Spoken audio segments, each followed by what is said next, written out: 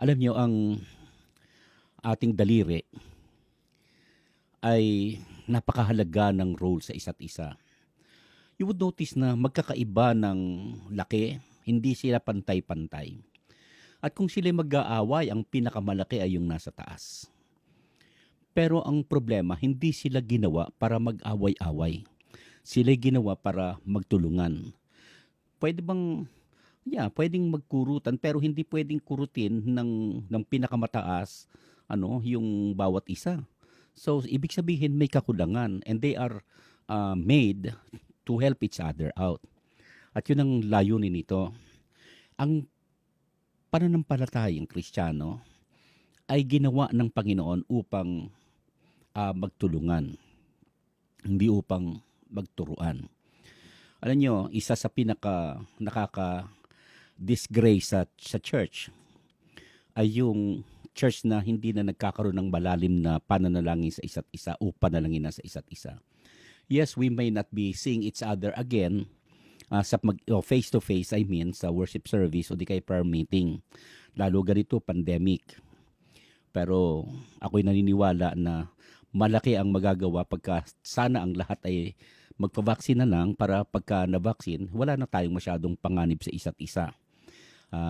I was able to be vaccinated kahapon and I'm thankful na Pfizer was the one na i-vaccine sa akin kahapon.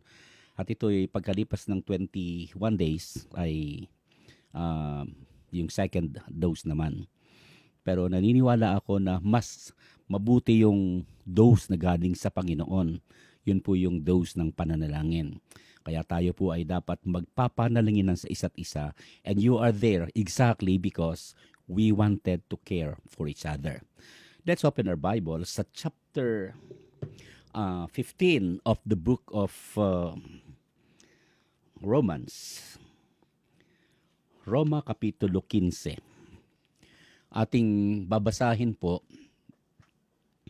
yung mga talatang 30 hanggang doon sa talatang 33. Ito ang sinasabi ng Biblia. Ipinamamani ko sa inyo mga kapatid, alang-alang sa ating Panginoong Kristo at sa pag-ibig ng Espiritu, tulungan ninyo ako sa pamagitan ng inyong taimtim na pananalangin. Idalangin ninyo na maligtas ako sa mga hindi nananalig na nasa Hudya. At ang aking dalang tulong sa Jerusalem ay marapati ng mga kapatid doon. Sa gayon, kung luluobin ng Diyos, masaya akong makararating diyan at makapagpapahinga sa inyong piling. Sumainyo nawa ang Diyos na pinangungulan ng ating kapayapaan. Pagpalain nawa ng Diyos ang pagkabasa ng kanyang salita. Ang pamagat ng aking mensahe o maikling mensahe ngayong gabi is pray for one another. Magpanalanginan tayo sa isa't isa. There is no doubt in my heart and in my mind that Apostle Paul ang isa sa pinakadakilang Kristiyano na nakilala ko maski sa pag-aaral ng Biblia. Kasi ang dami niyang talata at pinakamarami siyang naisulat sa New Testament. Marami siyang mga pinagdaan ng mga pagsubok at mga problema. If he is not the greatest, but he is one of the greatest Christian na masasabi ko. He was a man of power at alam natin na ginagamit talaga siya ng Panginoon very mightily. In fact, to tell you the truth, na alam natin na pagdadaan lang siya sa taong may sakit at yun lamang kanyang anino, madaanan lang ng kanyang anino ay gumagaling. Yung isang kapatid na siguro dahil pagkaminsan may mga Kristiyanong gano'n, natutulog sa oras ng worship service. Ang sabi, nalaglag siya mula sa bintana at nabagsak ay namatay. Pero sa mag-itan nun, ni Apostol Pablo ay niloob ng Diyos na siya ay hindi lang gumaling, siya ay talagang bumalik sa dati. So in a way, masasabi nating isa sa pinakamalakas na at pinakadakilang Kristiyano na kilala natin ay si Apostle Paul. Pero look at this. He was asking, sabi ni Apostol San Pablo, ipinamani kong ipanalangin, taimtim niyo akong ipanalangin.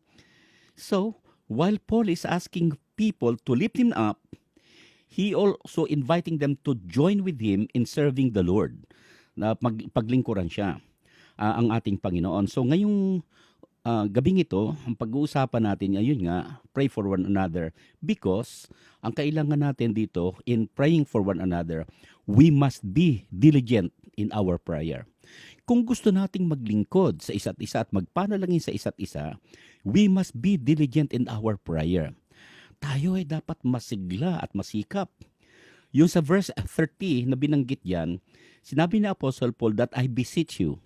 Yung salitang beseech means to join him in prayer for his work. And this is a very strong word. Itong word na to is the same word sa Romans chapter 12 verse 2. Yung sinabi ni Paul na I beseech you therefore brethren by the mercies of God. Yung beseech doon ay isa sa mga words doon. Ang ibig sabihin, to call one to his side, doon sa kanyang tabi, to drop into service. It gives the impression na talagang kailangan niya ng immediate at urgent na tulong. Si Apostle po ay nagsasabing, I need your help. I am drafting you to come alongside with me and to help me pray about some things. Like yung tinatawag natin na malakas na tao, kilalang tao, malapit sa Diyos, asking us to pray as yung mga simple na mananampalataya. He was asking for prayer? Oh, come on. Pwede ba yun? Yes, ganyan ka-humble siya. Ang isang tunay na lingkod ng Diyos ay naniniwala na dapat tayo ay mas bidili niya. Dapat tulungan din eh. Look at the motive in prayer. Tingnan natin kung ano yung motibo na gustong sabihin ni Apostle Paul. Si Apostle Pablo ay sinasabing hindi siya nag-a-ask ng selfishness o ng para sa kanyang sarili lamang.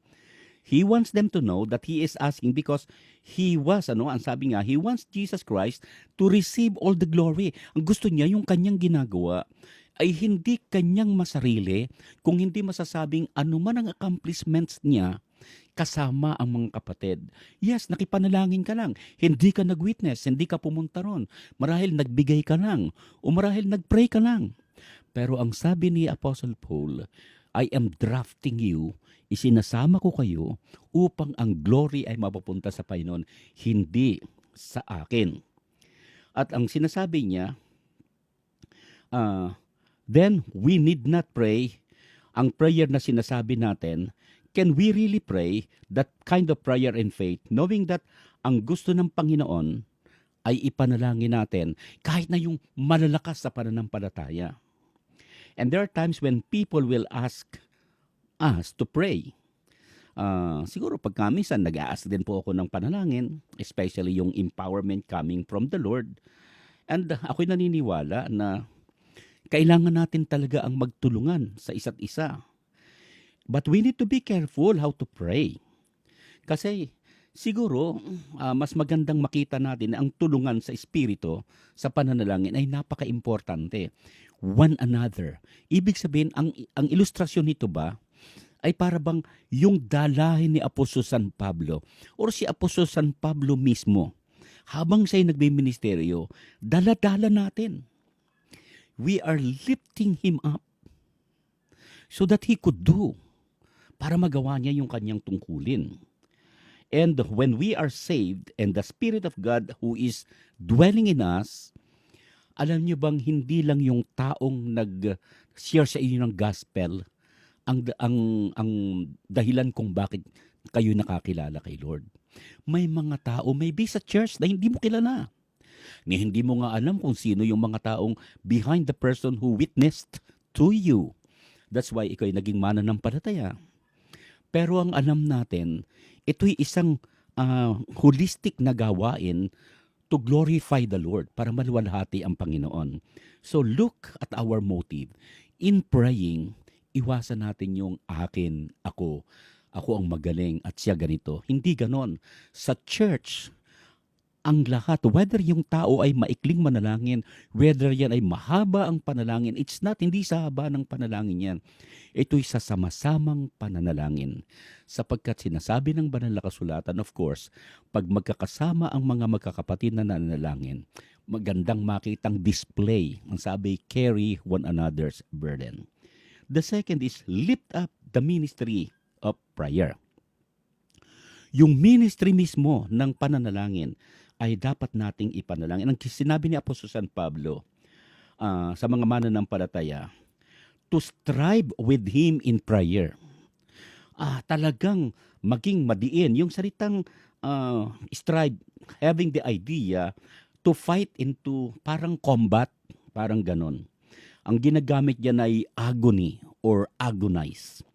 It is the same word na ginamit dun sa description ng Panginoon nung siya'y nananalangin dun sa Garden of Gethsemane. The word, parang kahulugan nito ay wrestling o nakikipag-wrestling. At ang ibig sabihin niyan, pag ikay nananalangin, natatandaan niyo sa lumang tipan na si Jacob ay nakipag-wrestling. At ang sabi ni Jacob, magmamadaling araw na talagang hindi niya tinantanan yung kanyang, sabi, angel. Pero that is manifestation, one of the manifestations of Jesus Christ in the Old Testament. At ang sabi niya nung lalaki na kanyang ka-wrestling, let me go, madaling araw na eh. At saka umaga na. Tignan mo, sabi ni Jacob, I will not let you go unless you bless me. Brethren, huwag tayong manghihina. Ni huwag nating iiwanan ang pananalangin. Kapag ang feeling mo parang ayaw mo na, that's the time when you need to pray more.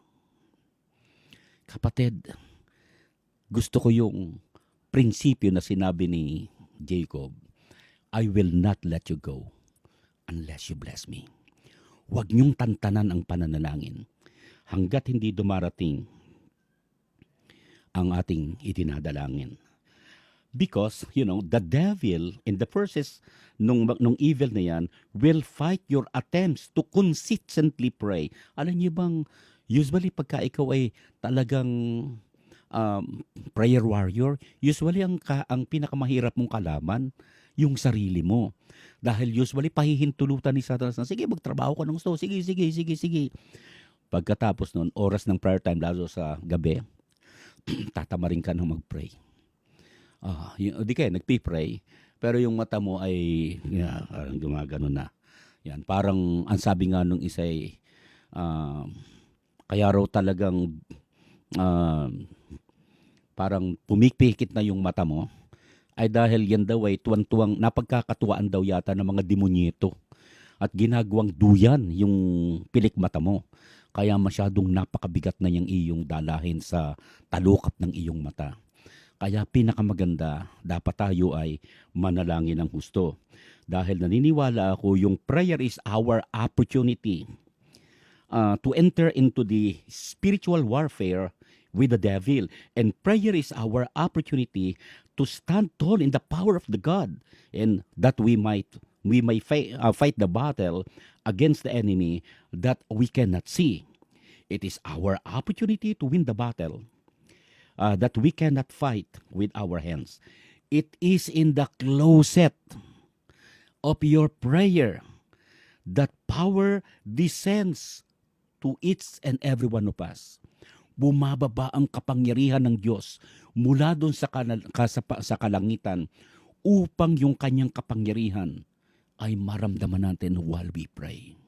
Kapatid, sinasabing a prayer, a Christian who is not praying daily makes 1 week. 7 times you are not praying means 1 week.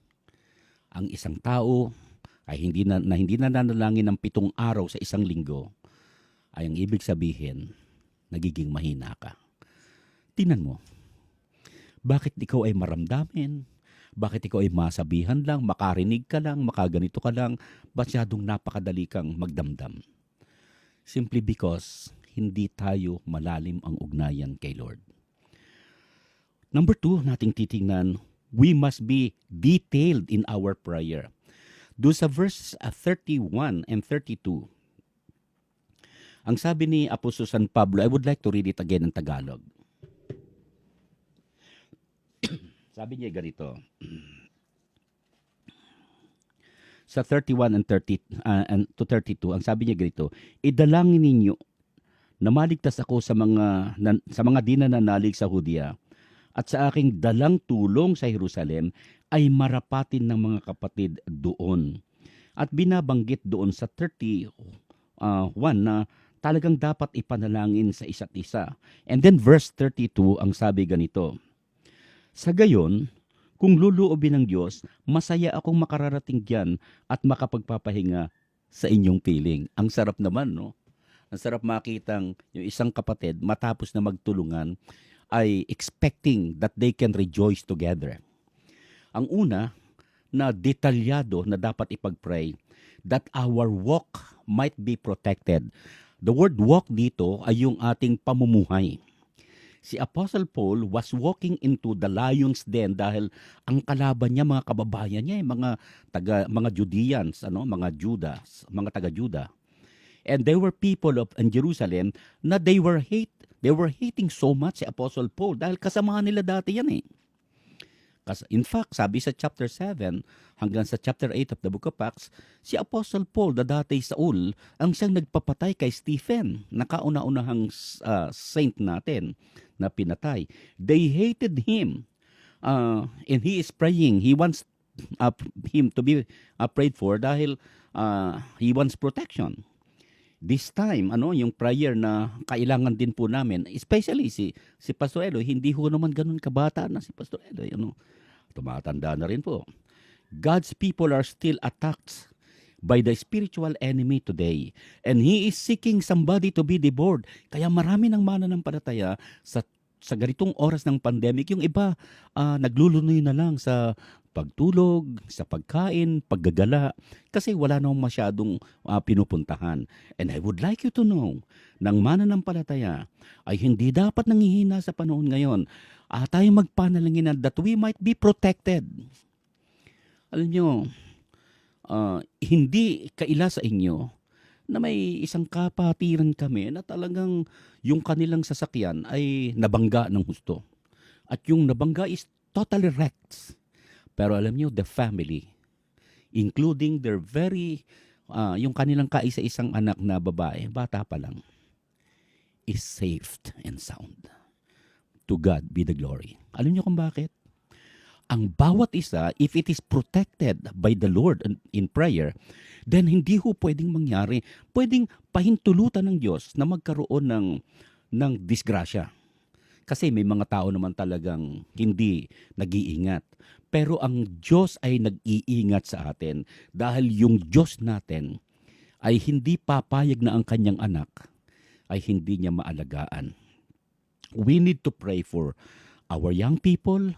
We need to pray for our fathers sa church. Sila ay targeted dahil mas magaling, lalo pag linggo, they don't like to attend worship service. They'd rather magbasa ng dyaryo o manood na lang ng TV and so on. Ang mga young people naman, they'd rather na mag-ML and so on. Yun ang kanilang pinagpapalipasan ng oras. I would like you to know, hindi ho dapat.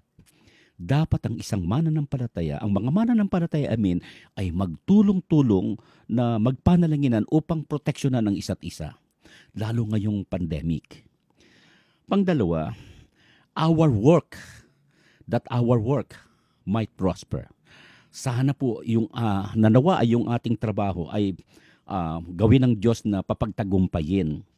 Si Apostle Paul ay nagsabi na yung kanyang offering na dinadala galing sa mga kapatiran sa iba-ibang mga lugar at dadalhin niya para dun sa mga kapatiran sa Jerusalem. Natatandaan niyo ang church kasi sa Jerusalem, binenta nila yung karing ari-arian. At of course, hindi nila alam na yung pala mauubos din. At yun naman ay ginamit din ng Panginoon para tulungan yung mga kapatid na nagdarahop. Pero later on, sila ngayon ang nangangailangan. And Apostle Paul helped para manghalap ng tulong yung offering. Because the unbelieving Jews wanted Apostle Paul dead. And the believers, ayon sa pag-aaral natin, ay dapat ipanalangin. Sapagkat alam niyo kung bakit? Mayroon silang 40 tao. 40 tao na talagang sinadya upang magbantay kay Apostle Paul at para siya ay mapatay. Pray para sa mga guro, pray sa inyong mga pastor. Alam niyo, isang turo lang ng pastor na mali, pwedeng maligaw ang isang kapatid. Isang turo lang, isang preaching lang ng isang pastor ay pwedeng maimpluwensyahan. Kaya dapat nating ipag-pray. Pray that the singers sing yung kanta ng Panginoon, hindi yung entertainment song sa church. At hindi ipanalangin that it is glorious thing to see God move upang yung ating gawain ay mag-prosper. Kasi kailangan talagang mag-prosper ang ministeryo ng Panginoon kahit during pandemic. Alam niyo, I am thankful to the Lord. Kung hindi nagkaroon ng pandemic, paano ako makapupunta ng Hong Kong para magturo? Salamat sa Panginoon. Mayroon tayong at least mga 20 yata or 18 to 20 people regularly attending our classes every Sunday evening.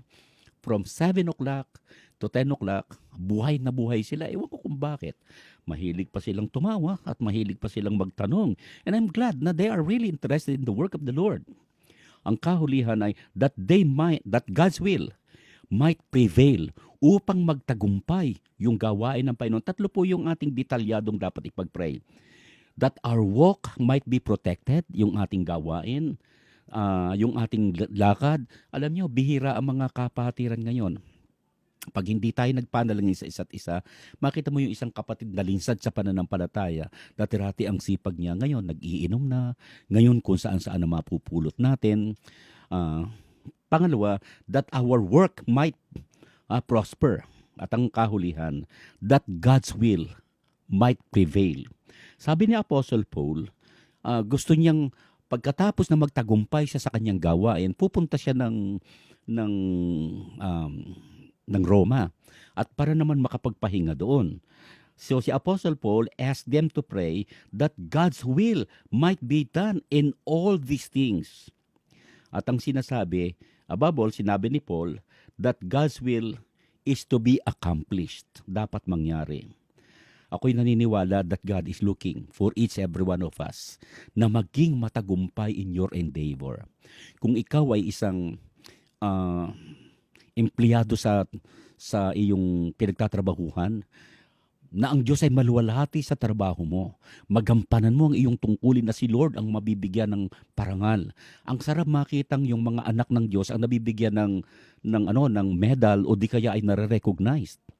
Kaysa dun sa natanggal na naman, naalis na naman, ganito. Ayoko nung ganon. Hindi magandang patutuo sa mananampalataya.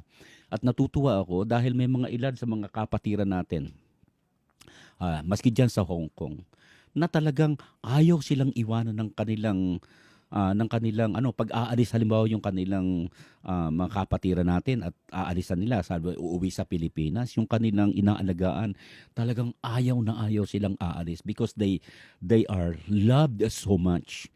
At natutuhan talaga namang todong magmahal yung mga kapatid na yan. At naniniwala ako kung ito'y ginagawa sa pangalan ng Panginoon, lalo pang ang Diyos ay malulwalhati. At hindi ilan ang kilala ko na mga amo nila na nakakilala na rin sa Panginoon because of the testimony of our brethren there in Hong Kong. Dito rin sa Pilipinas, yung ilang mga nagtatrabaho, yung mga kasamahan nila, hindi mapigil yung dila nitong mga kapatirang ito para mag-share ng gospel. So much so na yung kanilang sa halip na tawag dito? Parang mahilig, ang ichismis nila, hindi chismis na buhay ng ibang tao, kung hindi ang Panginoon eh. So much so na ang Panginoon ay patuloy na napaparangalan doon sa lugar nila. Maybe sa kanilang opisina, maybe sa kanilang school, maybe sa ganito.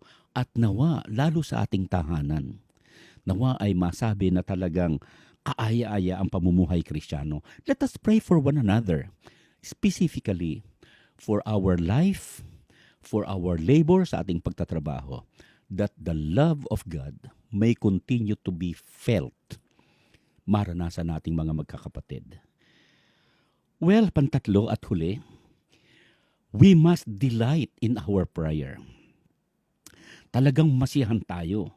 The final na sinabi ni Paul dito ay, he is able to leave all these matters in the hands of God, and the rest in the assurance that God will take good care of the brethren in Rome, sa Roman believer. This final verse ay sinasabi niya sa verse 33 that it is breathed by the Apostle Paul in behalf of the church. Sabi niya, I have committed these matters to God and I am at rest. Yun ang sinasabi niya. I have committed these matters to God and I am at rest. Ang sarap nun, ano? Yung pagkapanalangin mo sa Diyos, iiwanan mo na lang yung iyong itinalaga sa Kanya at ibidinalangin.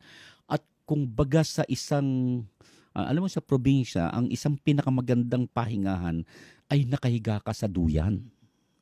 Yung ang sarap nung ibalabag mo yung bigat ng iyong katawan doon sa duyan at duyan-duyan, uugoy-ugoy ka at maya-maya mararamdaman mo pagod ka na. Amen, tulog na tulog ka na at yung pagod mo ay natanggal na. Because yung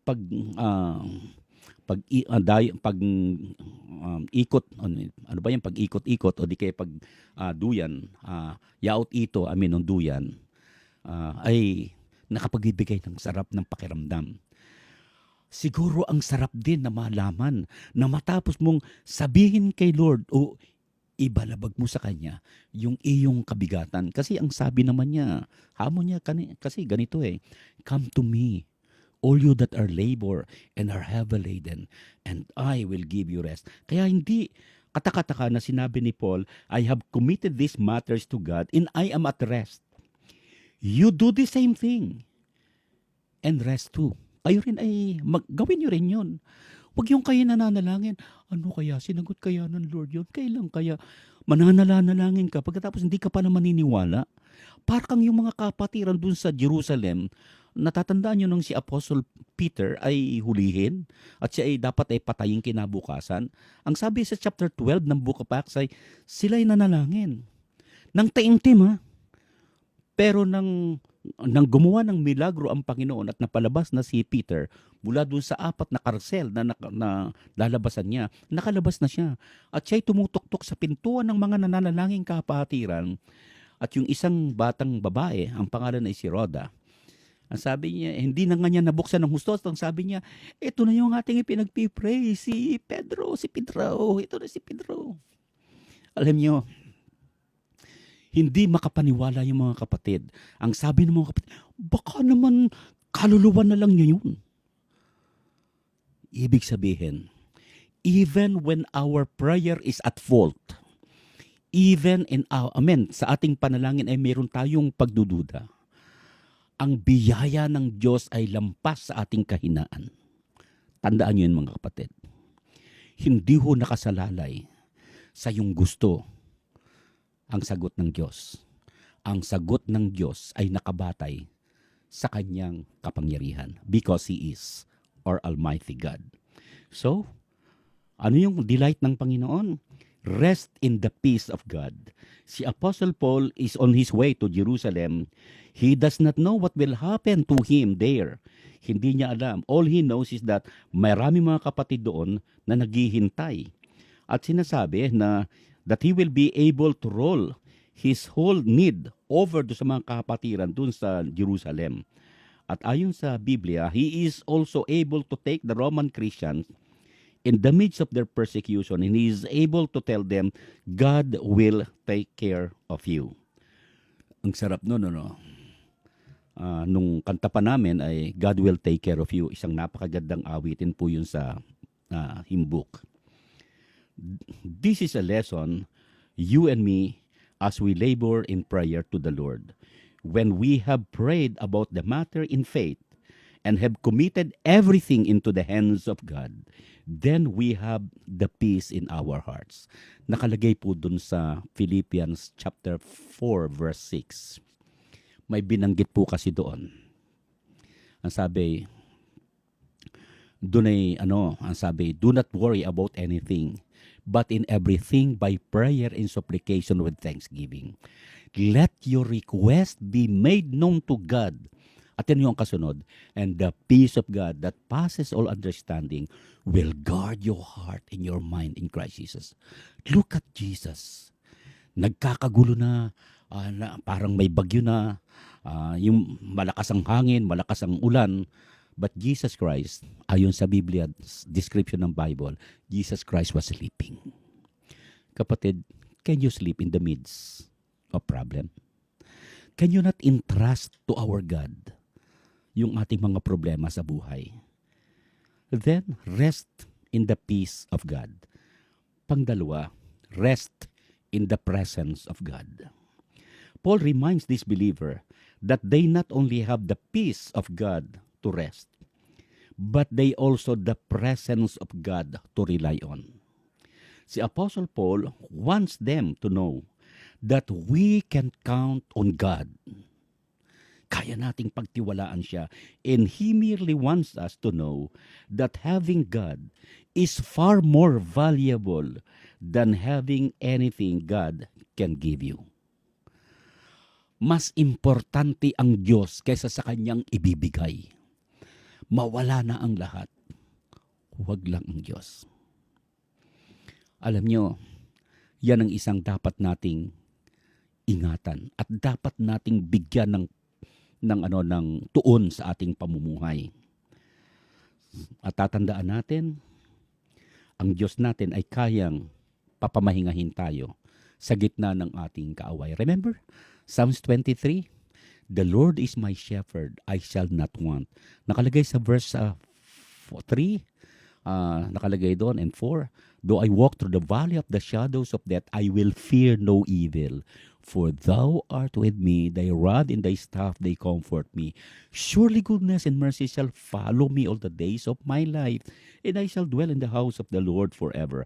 He is always with us, regardless of the situation. Tandaan nyo si Joseph. Nabilanggo na siya, naakusahan na siya, andun na siya sa loob ng bilangguan ng hari sa chapter 39 of the book of Genesis. Pero ayon sa Biblia, nasa bilangguan din kasama ni Jose ang ating Panginoon. At mula doon, pinapagtagumpay siya ng ating Panginoon.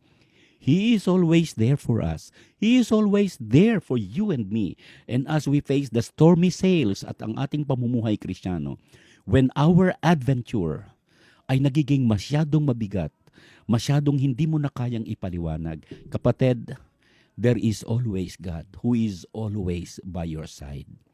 Ang sabi ng Panginoon, I am with you always. And I will never leave you.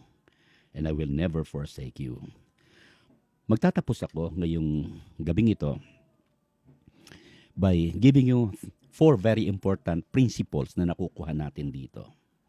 Una, learn to be a prayerful Christian. Ipanalangin mo yung mga kapatiran. Huwag tayong maging makasarili. Huwag naman akin lang. Huwag naman akin. Matuto tayong atin. Matuto tayong sabihin yung kanila. We must be good intercessors, praying in behalf of another.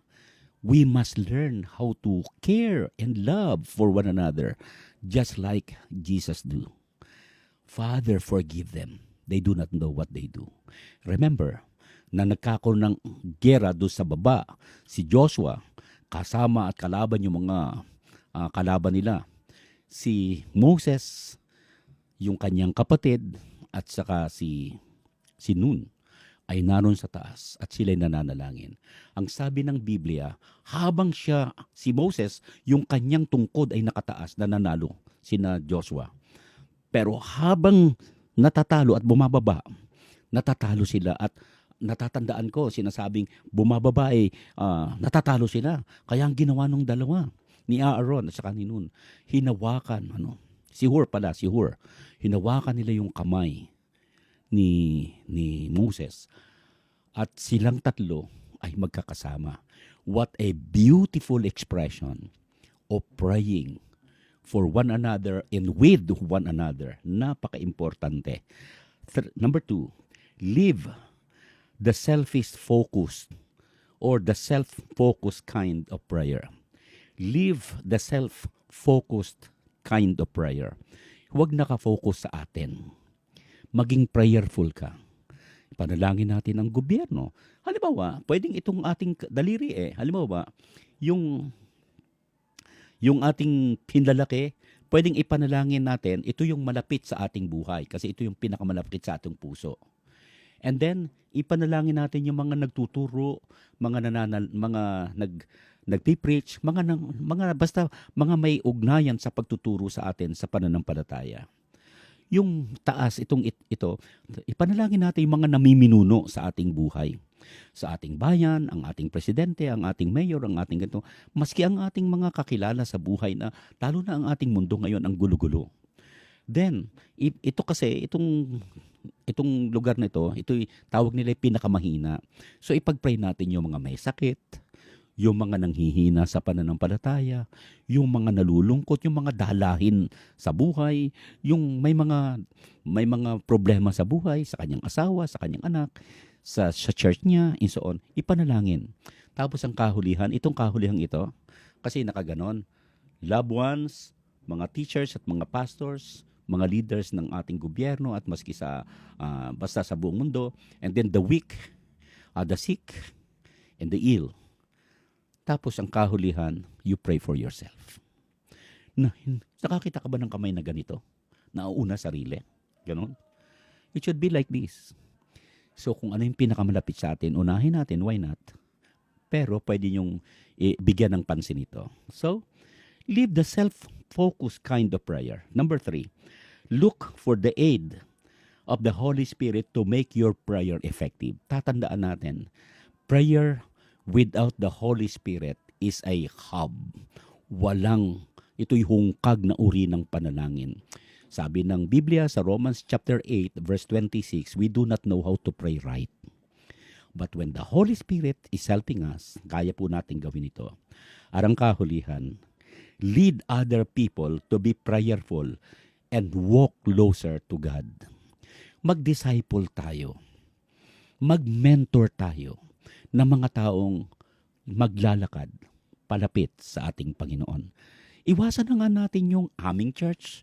Iwasan na nga yung inyong church. Tatandaan nyo, wala naman talaga tayong church Sa Panginoon yan. So huwag tayong magtalo-talo kung sino yung tama, kung sino yung ganito, kung sino yung ganyan. Tatandaan natin, it's time for us to love and care for each other. Because everybody na tumanggap kay Jesucristo ay anak ng Diyos, and therefore we must learn how to care for each other. And the best way to care for each other is to pray. Tayo po'y manalangin. Dakila naming Panginoon, kami po'y nagpapasalamat sa iyo ngayong gabi. Salamat po sa iyong instruction sa bawat isa. That we should care for one another, that we should love each other, that we should show ang aming malasakitan sa isa't isa. That we should not be selfish, sarili lamang Panginoon ang binibigyan ng pansin. Help us to worship you, help us to share our talents, our treasures, and our time to each other, at lalo na Panginoon sa pananalangin. Salamat po sa mga nakasama ko ngayon. At tulungan mo magpanalangin ng kami sa isa't isa. Alam ko, Panginoon, kami nananalangin. You commanded us to call unto me and I will answer thee. That's why malakas yung loob namin na manalangin. Dahil alam namin, kami po iyong sasagutin. Bless each one, Father, in Jesus' name. Amen. Okay.